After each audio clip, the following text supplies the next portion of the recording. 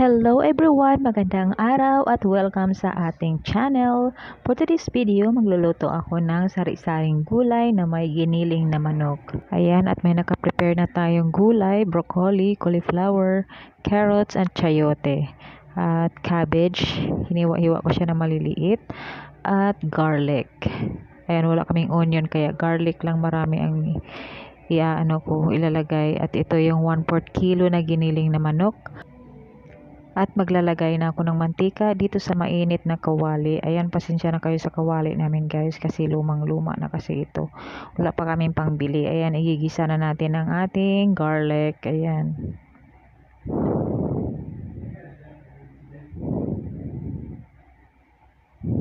Pagkatapos isunod natin ang giniling na manok.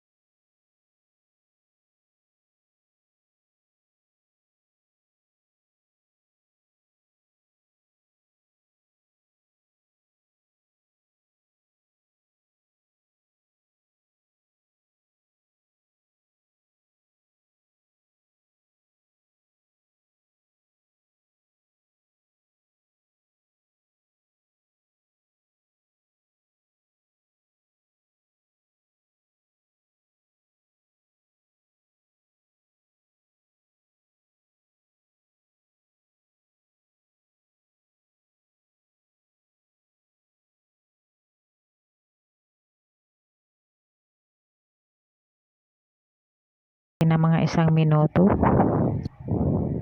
Ayan, at maglalagay ulit tayo ng soy sauce at oyster sauce. Ayan yung pangpalasa natin guys.